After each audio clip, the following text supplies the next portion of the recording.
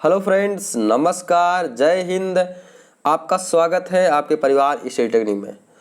तो दोस्तों, कैसे हैं आप लोग? उम्मीद है कि बेहतर होंगे दोस्तों, एकदम शानदार होंगे, मस्त होंगे और अपनी तैयारी को छोड़े नहीं होंगे। आप अपनी तैयारी को कंटिन्यू कर रहे होंगे। तो दोस्तों, आज हम लोग पढ़ेंगे टेस्ट नंबर 9 को। दोस्तों, टेस्ट नंबर 8 नहीं पढ़ेंगे, ये 8 हमारा प्रीवियस था, टाइपिंग मिस्टेक हो गई है। टेस्ट नंबर आज हमारा 9 है। और दोस्तों, इसमें हमारे जो है क्वेश्चन होने वाले हैं 15, और ये जो हमारा क्वेश्चन रहेगा टोटल हमारे रहेंगे पेडागोजी के क्वेश्चन, क्योंकि हमने 3, 4 और 5 का जो पर्यावरण के क्वेश्चन आते हैं 15 नंबर में, उसको ऑलरेडी करवा दिए हैं। इसके पहले जो हमारे 8 वीडियो हुए हैं, ये 9th वाला वीडियो है, 8 वीडियो। अगर उन पूरे वीडियो को आप लोग देख लेते हैं तो आपका 15 नंबर में से आपका जो है 10 नंबर से तो कम नहीं आएगा, ये 100% मान लीजिए। और अगर आप पूरा देख लेंगे, बढ़िया अच्छे से देख लेंगे, तो 15 में से 15 आप स्कोर कर ले जाएंगे दोस्तों, ये आप समझ लीजिए। ठीक, तो चलिए भैया शुरू करते हैं हम लोग अपनी क्लास। अब देखो भैया, अगर पीडीएफ आपको चाहिए तो डिस्क्रिप्शन बॉक्स में लिंक होगा, जाकर के आप टेलीग्राम चैनल पर जुड़ सकते हैं और वहाँ से आप इसकी पीडीएफ प्राप्त कर सकते हैं। अगर आपको किसी प्रकार की शिकायत है हमसे और किसी प्रकार की सहायता और मदद चाहते हैं तो इस नंबर पर व्हाट्सएप और इस पर हमको मेल कर सकते हैं। चाहे आप दोस्त, भाई या गुरु समझ करके अगर कोई भी प्रॉब्लम में फंसे हों तो आप हमको मैसेज कर सकते हैं, हमसे कोई एडवाइस या राय मांग सकते हैं। तो चलिए दोस्तों शुरू करते हैं। तो अब देखिए, अगर हमारे चैनल को आप लोग सब्सक्राइब नहीं किए हो तो कर लीजिए और बेल आइकन बटन को भी प्रेस कर दीजिए। चलो भैया शुरू करते हैं क्लास। देखो भैया, पहला क्वेश्चन हमारा क्या है, पढ़ो। और दोस्तों, आप लोगों को जैसे आंसर दे रहे थे ऐसे एकदम जानदार आंसर देना है, एकदम पढ़ते रहना है।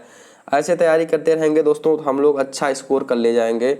देखो, पहला वाला क्वेश्चन हमारा है, कक्षा 3 के विद्यार्थियों को भोजन का पाठ पढ़ाते समय अंजलि भोजन से संबंधित आदतों में सांस्कृतिक क्षेत्रीय विविधता पर विशेष ध्यान देना चाहती है।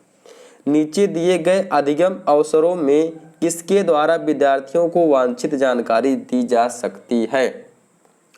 मतलब क्या है कि अंजलि जो है वो भोजन के बारे में जानकारी देना चाहती है, कहाँ पर मतलब कहाँ पर किस प्रकार का भोजन बनता है। आपको हमने बताया था जब एनसीईआरटी की हम पर्यावरण पढ़ रहे थे। जैसे मान लीजिए केरल में आपका टैपिकोआ खाया जाता है, गोवा में खाया जाता है कि मछली को नारियल के तेल में बनाया जाता है। केरल में मछली को दोस्तों, जम्मू कश्मीर में मछली को किस में बनाते हैं, सरसों के तेल में। तो इन सभी के बारे में मतलब सब जगह पर हमारा, जैसे यहाँ पर गुजरात में क्या ढोकला क्या खाया जाता है दोस्तों, तो ये सभी खाया जाता है। इन सभी के बारे में वो हमारा जानकारी विद्यार्थियों को देना चाहती है। ठीक है, तो किस प्रकार से जानकारी अगर देगी तो सभी बच्चे आराम से मतलब एकदम आसानी से सीख जाएंगे। आपको इसका आंसर देना है। तो उम्मीद है आप समझ गए होंगे क्वेश्चन। अब देखो आंसर दो भैया, क्या होगा। पहला वाला देखिए लिखा गया है, विभिन्न क्षेत्रों संस्कृतियों के भोजन को दर्शाने वाले चार्ट का उपयोग और उसकी व्याख्या करना। एक चार्ट ले लें, उसमें एक साइड खाना होगा और एक साइड नाम लिखा होगा, उनके बारे में बताया जाएगा कि ये कहाँ के लोग खाना खाते हैं, ऐसा हो जाए। दूसरा देखिए क्या है, विभिन्न क्षेत्रों संस्कृतियों के विद्यार्थियों से उनके घरों में खाए जाने वाले भोजन मंगाकर प्रदर्शित करना और सहपाठियों से सूचनाओं का आदान प्रदान करना। मतलब जैसे आपके क्लास में कई संस्कृति के लोग रहते हैं। मान लीजिए कि एक जम्मू कश्मीर का कोई लड़का है, या एक केरल की कोई लड़का है, या गुजरात के सभी लड़के, मतलब कई जगह के अलग अलग लड़के हैं। तो सभी लड़कों के, सभी बच्चों के घर से खाने को मंगा करके उनके खाने का वो बच्चों को दिखाएंगे। देखो बच्चों, ये यहाँ पर ये खाया जाता है, यहाँ पर ये खाया जाता है। सभी जगह खाने का हमारा सिस्टम अलग अलग है। तो ऐसा हो सकता है। या तो हमारा ऑप्शन नंबर 3 क्या है, पाठ्य पुस्तक में विभिन्न प्रकार के भोजनों के विषय में दी गई जानकारी का विस्तृत व्याख्या करना। मतलब जो पाठ्य पुस्तक है, जो हमारे टेक्स्ट बुक में 3, 4 और 5 में जानकारी दिया गया है, उसके बारे में हम डिटेल बताएंगे। देखो बच्चों, ये कहाँ के लोग खाए भोजन करते हैं, ऐसा भोजन कहाँ के लोग करते हैं, या ऐसे हो सकता है, या किसी बाहरी भोजन बनाने वाली व्यावसायिक एजेंसी को आग्रह करके विभिन्न क्षेत्रों संस्कृतियों के भोजन का प्रदर्शन करना। तो बताइए कौन सा ऑप्शन सही होगा। तो दोस्तों इसका कौन सा आंसर सही होगा बताइए। इसका आंसर जो सटीक आंसर सही होगा देखा जाएगा, सबसे अच्छा जो आंसर होगा हमारा ऑप्शन नंबर सेकंड होगा। क्या कि सभी बच्चों से जब भोजन अपना उनका घर का भोजन वो लोग ले आएंगे और उन्हें दिखाया जाएगा देखो ये बच्चे यहाँ के खाते हैं, तो वो बच्चे अपने से रिलेट कर लेंगे, तो वहाँ से समझ लाएंगे हाँ यहाँ के लोग यहाँ पर अलग अलग खाना खाया जाता है। तो हमारा जो है ऑप्शन नंबर सेकंड इसका सही आंसर हो जाएगा दोस्तों। तो उम्मीद है कि आपको समझ में आ गया होगा। चलिए हम आगे बढ़ते हैं दूसरे क्वेश्चन की तरफ। क्या दिया गया है, कक्षा 5 के विद्यार्थियों को पर्यावरणीय चिंताओं के बारे में पढ़ाते समय प्रीति प्रदूषण पर अधिक बल देना चाहती है। चलो भैया प्रदूषण जान रहे हैं कितने प्रकार के हो रहे हैं, बच्चों को बताएंगे हाँ बच्चे देखो प्रदूषण हो रहा है, प्रदूषण कितने प्रकार के होते हैं। अच्छा आगे देखिए क्या है, वांछित उद्देश्य को प्राप्त करने के लिए नीचे दिए गए क्रियाकलापों में कौन सबसे प्रभावी हो सकता है। वांछित उद्देश्य मतलब क्या होगा, एक अच्छा टारगेट, मतलब जो है बच्चे जो अच्छे से सीख जाएं, प्रदूषण के बारे में अच्छे से जान जाएं, तो उसके लिए प्रीति किस प्रकार से उनको समझाएगी कि वो एक मतलब उस प्रदूषण के बारे में अच्छी जानकारी हासिल कर सके। देखिए पहला वाला हमारा अगर देखा जाए क्या है कि विद्यार्थियों से विभिन्न प्रकार के प्रदूषणों का चार्ट बनवाकर, विद्यार्थियों से चार्ट बनवाया जाएगा। जैसे यहाँ इधर वायु प्रदूषण, जल प्रदूषण, मृदा प्रदूषण, ये सब इसका चार्ट बनवाया जाएगा। दूसरा देखिए विद्यार्थियों को शैक्षणिक भ्रमण पर ले जाकर किसी दूषित नदी को दिखाना। भैया नदी को आप दिखा तो रहे हैं, तो और बताइए प्रदूषण क्या नदी में ही होता है, सब जगह होता है, तो ऐसी कोई बात नहीं, इसका आंसर हो जाएगा।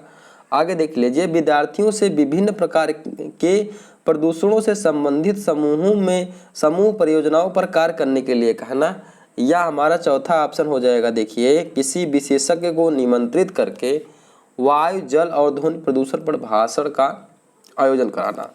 तो बताइए इसका आंसर क्या होगा। इसका आंसर हमारा जो सबसे सटीक आंसर होगा, आंसर ऑप्शन नंबर थर्ड होगा। क्यों होगा, दिया गया है विद्यार्थियों से विभिन्न प्रकार के प्रदूषणों से संबंधित परियोजनाओं पर कार्य करने के लिए कहना। तो अब विद्यार्थी जैसे मान लीजिए ध्वनि प्रदूषण है, ठीक है, ध्वनि प्रदूषण के पर एक परियोजना बनाएंगे, उस पर कार्य करेंगे, उसके बारे में सीखेंगे। जल प्रदूषण के बारे में सीखेंगे, मृदा प्रदूषण के बारे में सीखेंगे, वायु प्रदूषण के बारे में सीखेंगे। तो ये बच्चे यहाँ पर कई सभी प्रकार के प्रदूषण के बारे में सीख जाएंगे। तो जो इसका सबसे बेस्ट आंसर हो जाएगा, यहाँ पर बच्चे देख करके अपने से रिसर्च करेंगे, वहाँ पर खोजेंगे, तो हमारा ऑप्शन नंबर इसका थर्ड सही आंसर हो जाएगा दोस्तों। चलिए आगे देखते हैं हमारा क्वेश्चन। देखिए आगे अब इसका आंसर बताइए क्या होगा। नेहा कक्षा 5 के ईवीएस विषय में नीचे दी गई मूल्यांकन तकनीकी का प्रयोग करती है। किस तकनीकी का प्रयोग करती है आपको बताना है। देखिए लिखा गया है फर्स्ट वाला, हस्त सिद्ध क्रियाकलापों का मूल्यांकन, गृह कार्य का मूल्यांकन, परियोजना कार्य मूल्यांकन, मौखिक परीक्षा। नीचे दी गई तकनीकी में कौन सा युगल वस्तुनिष्ठ मूल्यांकन दे सकता। वस्तुनिष्ठ मीन्स होता सबसे अच्छा मूल्यांकन दे सकता है, मतलब जैसे बच्चे के बारे में आपको जानकारी रखना है तो सबसे बेस्ट जानकारी किस प्रकार के मूल्यांकन से आप लोग पाएंगे। बच्चे को हस्तसिद्ध क्रियाकलाप का मूल्यांकन करेंगे या गृह कार्य का मूल्यांकन करेंगे, परियोजना का कार्य का मूल्यांकन करेंगे, मौखिक परीक्षा का मूल्यांकन करेंगे। बताइए इसका आंसर दीजिए आप लोग क्या होगा। अब देखिए इसका आंसर हमारा हो जाएगा ऑप्शन नंबर सेकंड, 1 और 4। कैसे, अब देखो जो लोग गलत किए हो भैया गलत मत करो देखो कैसे होगा दोस्तों, मौखिक परीक्षा से बच्चा और हस्तसिद्ध क्रियाकलापों से मूल्यांकन जो करते हैं सबसे अच्छा, क्योंकि गृह कार्य का मूल्यांकन बच्चा सोच विचार के घर पे करके लाएगा और परियोजना कार्य मूल्यांकन कई लोगों से मिलकर करेगा, तो बच्चे के बारे में विशेष जानकारी यहाँ से नहीं मिल पाएगी। लेकिन ये दो जानकारी मिलेगी जो बच्चा स्वयं जानकारी, जैसे हस्तसिद्ध के बारे में कुछ भी देगा, कुछ भी जो है हस्त से शिल्प अपना बनाएगा, या उसका राइटिंग रिटन कुछ भी आप करवा सकते हैं। मौखिक परीक्षा से बारे में आप मौखिक परीक्षा से उससे कुछ भी आप पूछ सकते हैं। तो ये दोनों जो हो जाएगा उसका मूल्यांकन में सबसे अच्छा प्रयोग होगा 1 और 4 का प्रयोग। क्लियर हो गया दोस्तों। चलिए आगे देखते हैं। आगे हमारा क्या है, ईवीएस में किसी अच्छे गृह कार्य को मुख्यतः किस पर केंद्रित होना चाहिए। अब देखिए ईबीएस में अच्छा गृह कार्य देखना है इन्वायरमेंटल स्टडीज में, तो क्या सबसे अच्छा होना चाहिए? क्या पुनरावृत्त और प्रबलीकरण, मास्टरी लर्निंग, विस्तारित अधिगम के लिए चुनौतियां और उत्तेजना, समय का सदुपयोग? बताइए क्या आंसर होगा। इसका आंसर तो आप लोग दे ले जाएंगे। अब देखिए कि ईबीएस मतलब आपको एक बच्चे को उसको होमवर्क देना इन्वायरमेंटल का, तो आप ऐसा होमवर्क दीजिए। कैसा होमवर्क देंगे बताइए? अगर आप एक टीचर हैं तो कैसा होमवर्क देंगे? ऑप्शन नंबर 3, क्योंकि ऐसा देंगे जिससे बच्चे को थोड़ा सा जो नॉलेज मिले वो थोड़ा सा विस्तृत मिले, मतलब जो ब्रॉड मिले, ज़्यादा नॉलेज मिले, और जो उसका टास्क हो, जो होमवर्क दिया जाए थोड़ा सा चुनौती हो, उसको आसपास जा करके खोजना पड़े। क्योंकि आप लोग जानते हैं कि जो भी हमारा इन्वायरमेंटल है क्लास 3, 4, 5 का, उसमें क्या है, आसपास के ही आसपास पड़ोस के बारे में ही अध्ययन किया गया है। तो बच्चा अपने आसपास में देखेगा, उसके बारे में समझेगा और समझ करके वहाँ से सीखेगा। तो ये हमारा ऑप्शन नंबर 3 इसका सही आंसर हो जाएगा दोस्तों। चलिए, कितने लोगों ने ऑप्शन नंबर 3 आंसर टिक किया है दोस्तों, बताइए। आगे देखिए, हम क्वेश्चन शुरू करते हैं। आगे वाला क्वेश्चन क्या है? सॉरी दोस्तों, क्या है कि शालिनी ने कक्षा 4 के विद्यार्थियों को विज्ञान केंद्र दिखाने के लिए शैक्षणिक भ्रमण की योजना बनाई। नीचे दिया गया कौन सा सामान्य निर्देश इस भ्रमण के लिए अप्रासंगिक है? बताइए। शालिनी एक टीचर है, वो विज्ञान केंद्र पर जो है विज्ञान केंद्र दिखाने के लिए बच्चों के लिए योजना बना रही हैं, तो कौन सा आंसर सही होगा? बताइए आप लोग, कौन सा आंसर इसका बेस्ट होगा? अब देखिए क्या दिया गया है, प्रदर्शन के समय अपनी शंकाओं के विषय में प्रश्न पूछना। बताओ कौन सा आंसर सही होगा भैया?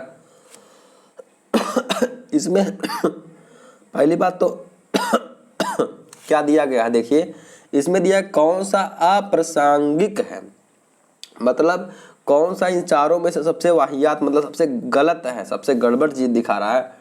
तो भैया प्रदर्शन के समय अपनी शंकाओं के विषय में प्रश्न पूछा। एक बच्चा होगा, वो टीचर के साथ गया देखने, तो पूछेगा नहीं कि हाँ मैम ये बताइए क्या है, तो भैया प्रश्न पूछेगा, लेकिन पूछा है कौन सा अप्रासंगिक है, कौन सा नहीं होना चाहिए। तीसरा देख लेते हैं, मुझे सूचित किए कहीं नहीं जाना। हाँ बिल्कुल सही है। अपने साथ पेन और नोटपैड लेना। हाँ बिल्कुल सही है। लेकिन ये देखिए, अपना दिन भर का बस्ता लेकर आना। भैया दिन भर का बस्ता लेकर, उसको क्लास थोड़ी ना चल रही है, एक अपना स्कूल बैग लेकर आएगा। तो ये हमारा ऑप्शन नंबर 2 जो है गलत हो जाएगा, और जो गलत है उसी को आपको बताना है। तो ऑप्शन नंबर 2 इसका सही आंसर हो जाएगा। क्लियर हो गया ना? तो भैया इसको थोड़ा समझ बूझ के आंसर दिया करिए, ये पैडागोजी है, कभी कभी घुमा देता है। चलो आगे देखते हैं। बहुत शानदार दोस्तों, ऐसे ही पढ़ते रहिए, बहुत अच्छी बात है। चलो क्या लिखा है, प्राथमिक स्तर की ईबीएस पाठ्यचर्या में होना चाहिए। अब प्राथमिक स्तर में अगर आप ईबीएस पढ़ा रहे हैं तो क्या होना चाहिए बताइए? प्राथमिक स्तर के ईबीएस आप लोग पढ़े हैं, क्या क्या उसमें दिया है? अरे भैया सीधा सीधा, अगर आप 3, 4, 5 की एनसीईआरटी पढ़े होंगे इन्वायरमेंटल स्टडीज की, तो आप लोग पाए होंगे सब उसमें आसपास पड़ोस की दिया है, पक्षियों के बारे में, जानवरों के बारे में, छोटे छोटे चीज़ों के बाद जो आपके आसपास पड़ोस में पाए जाते हैं। सीधा आंसर इसका हो जाएगा। अब देख लीजिए, पाठ के अंत में अधिक अभ्यास प्रश्न सम्मिलित करना सही आंसर होगा। आगे देखिए, अपने आसपास को खोजने के अवसर प्रदान करना। आगे देखिए, संकल्पनाओं पर विस्तृत व्याख्या पर अधिक एकाग्रता करना, या पदों की यथार्थ परिभाषा पर अधिक बल देना। तो भैया अगर हम देखेंगे 1 से लेकर 5 तक प्राइमरी लेवल पर, अगर हमारा पर्यावरण का बात होगा, तो अपने आसपास में खोजने का जो हमारा काम होगा वही हमारा होता है पर्यावरण में। मतलब आसपास बच्चा क्या रहेगा, अपने पास पड़ोस की चीज़ों से देख करके सीखेगा। यही हमारा पर्यावरण का मेन उद्देश्य होता है। ये नहीं कि दोस्तों तीसरा वाला क्वेश्चन क्यों गलत हो जाए, संकल्पनाओं पर विस्तृत व्याख्या देना। अभी वो तो बच्चा सीख रहा है, उसको व्याख्या देना गलत हो जाएगा। तो दोस्तों इसका आंसर हमारा ऑप्शन नंबर 2 सही हो जाएगा। क्लियर हो गया है ना? चलो, अगर नहीं समझ में आ रहा हो तो इसको देखिएगा, दोबारा वीडियो देख लीजिएगा दोस्तों, समझ में आ जाएगा। थोड़ा सा पैडागोजी है, कभी कभी नहीं समझ में आता है, लेकिन आ जाएगा समझ में, ये समझ लीजिएगा। 15 नंबर यहाँ से आता है दोस्तों, आप लोग ध्यान रखिएगा। 15 नंबर का एनसीईआरटी हम लोग कंप्लीट कर चुके हैं। अगर आप उस वीडियो को नहीं देखे हो तो आप जा कर के 1 से लेकर 8 नंबर तक जो हमारा सीरीज है उसको आप लोग देख लीजिए। इसके बाद एक हम आपको जो 3, 4, 5 का NCERT का समरी का PDF आपको प्रोवाइड कर देंगे टेलीग्राम चैनल पर, उसको आप लोग जा करके वहाँ से डाउनलोड करके पढ़ लीजिएगा। आपका पूरा हमारा ये पेडागोजी यहाँ से कंप्लीट कर लेंगे और वो हमारा NCERT हो जाएगा। टोटल हमारा 30 नंबर का पूरा कंप्लीट हो जाएगा। और जितना हम बता रहे हैं उतना अगर आप पढ़ लेंगे 30 में से 25 से कम दोस्तों स्कोर नहीं कर पाएंगे, ये आप 100% मानिए। चलो भैया आगे देखते हैं क्या लिखा गया है। प्राथमिक स्तर की EVS पाठ्य पुस्तकों में कविताएं और कहानियां सम्मिलित करने का कारण क्या है। अच्छा ये बताइए 3 और 4, 5 के बच्चों के अगर जो है क्लास में कहानियाँ और कविताएं क्यों होती हैं, क्योंकि उनको मज़ा आता है पढ़ने के लिए। यार सीधा सीधा आंसर हो जाएगा। अगर आप गए होंगे पढ़ाए होंगे आप तो जो है तो वो बच्चे कहते हैं हाँ सर बोरिंग लग रहा है, ये चीज़ बोरिंग है, उसको इंटरेस्टिंग आनंददायक रुचिकर बनाने के लिए वही आंसर हो जाएगा। देखिए विद्यार्थियों को साहित्यिक रुचि विकसित, भैया ये बताओ साहित्यिक रुचि नहीं विकसित करना, ऐसे कोई बात नहीं होती, छो तो इंटरेस्ट अभी डेवलप करेंगे, ये गलत हो जाएगा। बताइए कौन सा आंसर सही होगा, आप लोग बताइए। पहले आंसर आप लोग बताइए कौन सा सही होगा। अब आगे देखिए विषय के अधिगम में आमोद प्रमोद प्रदान करना, इसको बाद देख लेते हैं। मूल संकल्पनाओं के अधिगम में वृद्धि प्रदान करना, मूल संकल्पना क्यों सीखेंगे, इतना ज़्यादा डेवलप नहीं किए हैं बच्चे, अभी छोटे हैं, तो हमारा ये भी गलत हो जाएगा, ये भी गलत हो जाएगा। आगे देखिए विषय वस्तु को प्रस्तुत करने के नित्यचर्या और एक रास्ता में परिवर्तन, ऐसी कोई बात नहीं, ये भी हमारा गलत हो जाएगा। ये हमारा हो जाएगा कि विषय के अधिगम में आमोद प्रमोद प्रदान करना। आमोद प्रमोद मीन्स क्या होता है ना, उसको आनंददायक बनाना। कहानी उन्हीं नहीं रहता है, देखे होंगे अगर आप लोग पढ़े हो NCERT पढ़िए तो उसमें कहानी दिया रहता है, छोटी छोटी कहानियाँ दिया रहेगा, हाँ ये ऐसे थे, ये लोग ऐसा काम करते थे, तो वो सब कहानियाँ आप पढ़ेंगे तो उनको मज़ा आएगा बच्चों को पढ़ने। बच्चों के लेवल की कहानियाँ भी दिया रहता है, जैसे आप पढ़ेंगे तो हाथियों के बारे में जानकारी रहेगी, चींटियों के बारे में जानकारी रहेगी, तो उनको मज़ा आता है पढ़ने में। तो ये हमारा ऑप्शन नंबर 2 इसका सही आंसर हो जाएगा। तो उम्मीद है समझ में आ गया होगा ना दोस्तों। चलो भैया आगे देख लेते हैं हमारा क्या है। आगे हमारा है 4 भावी शिक्षकों से कक्षा 5 के विद्यार्थियों के लिए मूल विषय यात्रा पर प्रस्तुतिकरण बनाने के लिए कहा गया। चलो भैया 5 मान लो आप होने वाले टीचर हो, कक्षा 5 पढ़ाने वाले हो, आपको प्रस्तुतिकरण बनाने के लिए कहा गया। प्रत्येक निम्नलिखित नीतियों में से किसी एक पर मुख्य रूप से केंद्रित किया। अब सब लोग क्या केंद्रित किए भैया, जैसे मान लीजिए आप टीचर, जैसे मान लीजिए हम ही हैं, आप ही हैं, टीचर बनने वाले हो, तो आपको यात्रा पर एक प्रस्तुतिकरण बोला गया, एक प्रेजेंटेशन आप लोग यात्रा पर बनाइए।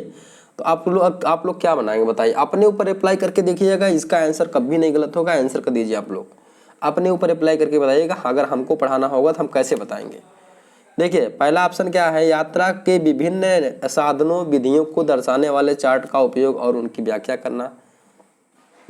दूसरा देखिए पाठ्य पुस्तक की विषय वस्तु के उपयोग द्वारा यात्रा की विभिन्न विधियों की व्याख्या करना। तीसरा हमारा क्या है, विद्यार्थियों से यात्रा के विभिन्न साधनों के चित्र एकत्र करके स्क्रैप बुक बनाने के लिए कहना, या विद्यार्थियों से यात्रा में उपयोग किए गए विभिन्न साधनों के अनुभवों का वर्णन करने के लिए कहना।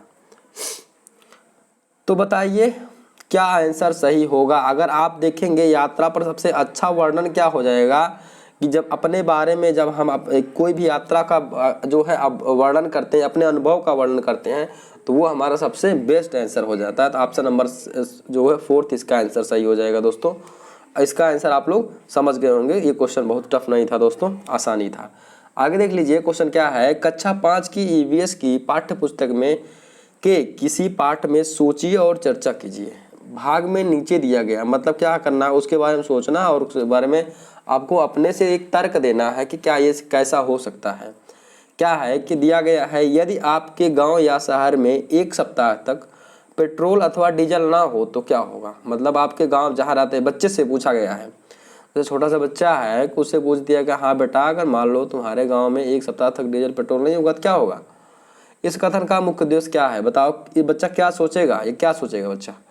क्या छात्रों को तेल के न्याय संगत उपयोग के बारे में संवेदनशील बनाना, उसको गाड़ी चलाना थोड़ी ना आता है, ऐसी कोई बात तो हो नहीं सकती है। बताइए कौन सा आंसर इसका सही होगा। या छात्रों को पेट्रोल डीजल के स्रोतों के बारे में मूल्यांकन करना, उसको अभी इतना समझ नहीं है, ये भी नहीं होगा।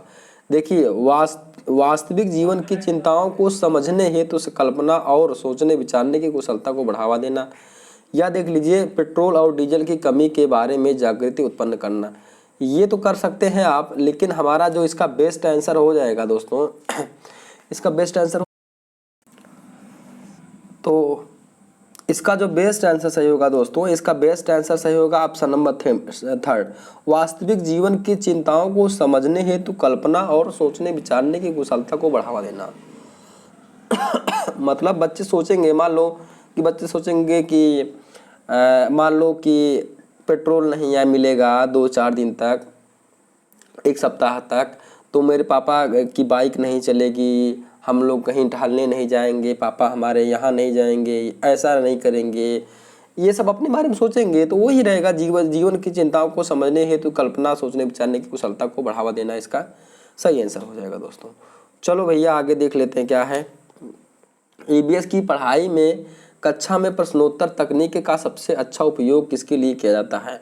मतलब क्वेश्चन आंसर सेशन जो किया जाएगा, ईबीएस इन्वायरमेंट पढ़ा रहे हैं आप, तो सबसे अच्छा क्या होगा, विद्यार्थियों के ध्यान आकर्षित करने के लिए सबसे अच्छा पूछा गया। देखो सबसे अच्छा, ये भी सही हो जाएगा इसका, विद्यार्थियों की जिज्ञासा विद्यार्थियों में सीखने की जिज्ञासा उत्पन्न करने के लिए, प्रायोगिक कौशल को बढ़ावा देने के लिए, कक्षा में अनुशासन बनाए रखने के लिए। तो इसका सही आंसर क्या हो जाएगा भैया, सबसे बेस्ट आंसर बताना है।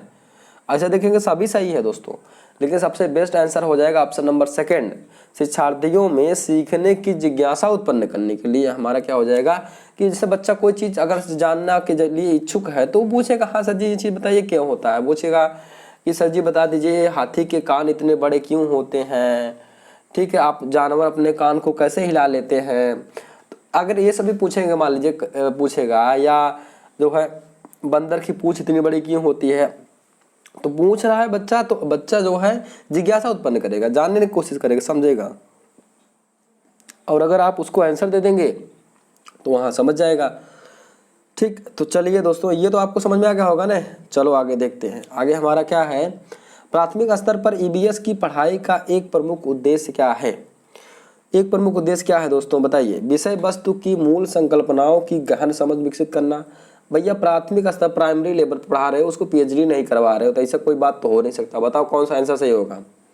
1 से लेकर 5 तक पढ़ा रहे हो, कोई पीएचडी नहीं, गहन अध्ययन तो नहीं करवाएंगे भैया, गहन समझ के विकसित करवाएंगे। अभी उसको उसके बारे में बेसिक चीज़ें बताई जा रही। आगे देखिए, अगले स्तर के अध्ययन के लिए विद्यार्थियों को तैयार करना हो सकता है। कक्षा की पढ़ाई को शिक्षार्थी के विद्यालय से बाहर के जीवन के से संबंधित करने में सहायता करना। स्वतंत्र रूप से हस्तसिद्ध क्रियाकलापों को करने का कौशल अर्जित करना। तो एक प्रमुख उद्देश्य जो प्राथमिक स्तर पर है ये हो जाएगा। मेन उद्देश्य क्या है, कक्षा की पढ़ाई को विद्यार्थियों के विद्यालय के बाहर जीवन से संबंधित करने में सहायता करना। मतलब ईबीएस पढ़ाने का मेन हमारा पर्पज यही रहता है कि बच्चों को जो स्कूल का लाइफ है और बाहर का लाइफ दोनों को एक साथ जोड़ दें, तो बच्चा सीखने में उसको सीखने में आसानी होगी, कोई बिना किसी कठिनाई के सीख जाएगा दोस्तों। क्लियर हो गया ना। चलो भैया आगे देख लेते हैं। आगे क्या है, प्राथमिक स्तर पर वृक्षों के संरक्षण की संकल्पना के बारे में विद्यार्थियों को संवेदनशील बनाने के लिए नीचे दिया गया कौन सा क्रियाकलाप उपयुक्त नहीं है।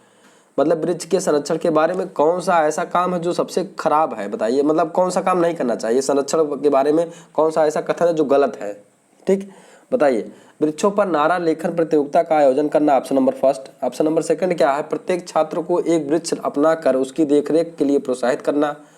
ऑप्शन नंबर 3 क्या है, बच्चों को लकड़ी के लट्ठों का भंडार दिखाना। ऑप्शन नंबर 4 क्या है, वृक्षों पर पोस्टर बनाने की प्रतियोगिता को आयोजित करना। बताओ कौन सा आंसर सही होगा, बताइए।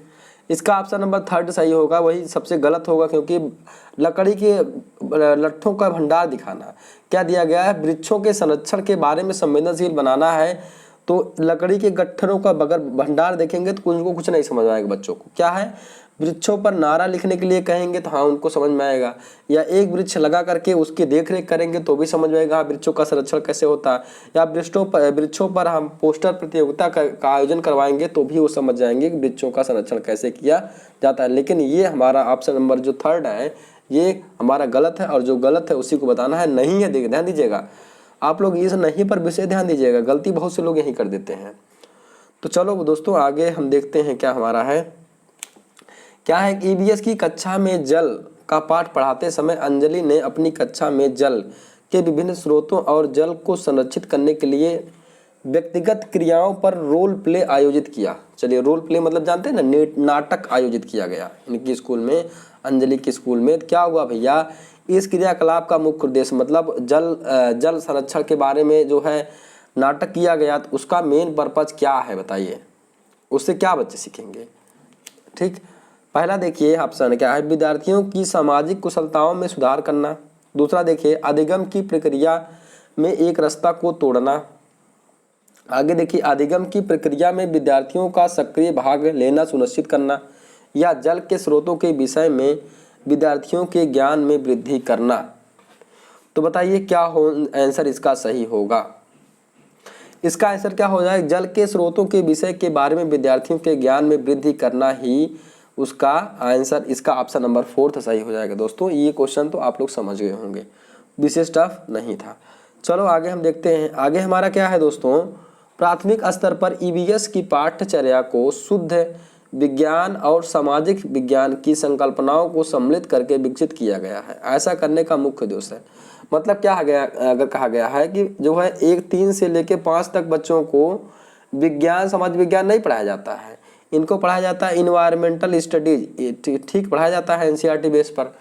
तो ऐसा क्यों किया जाता है बताइए, आपसे बताइए क्या है। पहला वाला ऑप्शन देखिए, शिक्षार्थियों को पर्यावरण को संकल्यवादी ढंग से देखने योग्य बनाना, या पढ़ाई के विषयों की संख्या को कम करना, या विद्यार्थी के बस्ते के बोझ को कम करना, या विषय अध्यापकों की आवश्यकता को कम करना। तो बताओ भैया कौन सा आंसर सही होगा। बहुत शानदार दोस्तों, बहुत अच्छे, ऐसे ही पढ़ते रहिए, बहुत बढ़िया।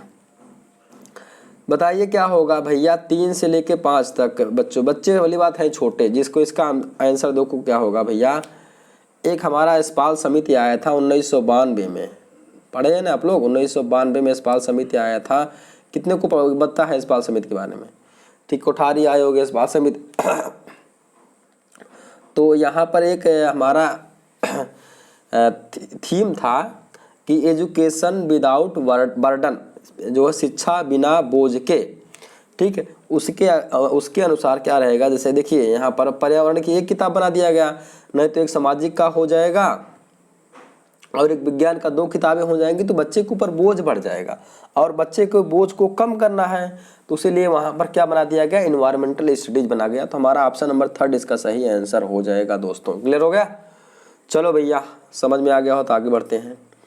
आगे देखिए क्या है, ईवीएस की कक्षा में सामाजिक असमानताओं पर अधिक बल देने के लिए निम्नलिखित में से कौन सा प्रभावी तरीका सबसे अधिक है, या सबसे अच्छा तरीका है जिससे बच्चे अधिगम करेंगे। ठीक, जान रहे हैं ना आप लोग, सामाजिक असमानताओं मतलब वही जाति पाति कुछ भी, मतलब जो हमारे सामाजिक रूढ़ियां हैं उनके बारे में बच्चों को बताएंगे तो कैसे बताएंगे। पहला वाला आप देखिए ऑप्शन क्या है, संबंधित मामलों समस्याओं पर एक वीडियो फिल्म दिखाना, एक वीडियो दिखा देंगे, हाँ देखो ऐसे ऐसे हो रहा है, हाँ बिल्कुल हो सकता है भैया। आगे देखिए, संबंधित मामलों पर विशिष्ट भाषण का आयोजित करना, एक लेक्चर आयोजित करवा करके। तीसरा ऑप्शन देख लीजिए, संबंधित मामलों पर क्विज प्रतियोगिता, प्रश्नोत्तर प्रतियोगिता का संचालन करके हो सकता है। आगे देखिए, विद्यार्थियों से समूह परियोजना का भार अपने ऊपर लेने के लिए कहना, मतलब ऐसा समझ लीजिए कि विद्यार्थियों जो है उसको अपने ऊपर सोचेंगे, मतलब जैसे समूह परियोजना का भार, जैसे कि उनके ऊपर जो भी होता है उनके साथ किया जाता है। अगर सामाजिक असमानताओं को देखा जाए तो उसको बोलेंगे अच्छा बताइए अगर ऐसा आपके साथ किया जाएगा तो आप क्या करोगे, तो वहाँ पर बच्चे ज़्यादा सीखेंगे। तो हमारा इसका ऑप्शन नंबर 4 सही हो जाएगा दोस्तों। जब वो अपने ऊपर कोई चीज़ अप्लाई आप कर लोगे तो आपको मालूम हो जाता है कि हाँ ये चीज़ क्या कितनी खतरनाक कितनी अच्छी होती है। तो वही बच्चे जो है जब अपने ऊपर अप्लाई कर लेंगे तो वहाँ से ज़्यादा सीख जाएंगे दोस्तों। क्लियर हो गया ना, बहुत शानदार दोस्तों, बस ऐसे पढ़ते रहिए दोस्तों। चलिए आगे देखते हैं दोस्तों। ये हमारे 15 क्वेश्चन हो गए कंप्लीट दोस्तों। तो उम्मीद है कि ये वीडियो आपको पसंद आई होगी। अगर वीडियो पसंद आई हो तो लाइक करें, कमेंट करें, शेयर करें दोस्तों के पास। और दोस्तों एक बात और है कि अगर आप पढ़ाई नहीं कर रहे हो तो पढ़ाई को चालू कर दीजिए, धीरे धीरे पढ़ते रहिए, क्योंकि पेपर होगा। और बहुत से लोग हैं जो पढ़ाई नहीं कर रहे हैं, पेपर जब होना शुरू हो जाएगा तो आपके पास टाइम नहीं मिल पाएगा पढ़ने भर का। तो चाहे कम ही पढ़िए लेकिन आप पढ़ाई जारी रखिए। दोस्तों मिलते हैं नए वीडियो में, तब तक के लिए अपना ख्याल रखिए, हंसते रहिए, मुस्कुराते रहिए और अपनी पढ़ाई को करते रहिए। जय हिंद, वंदे मातरम।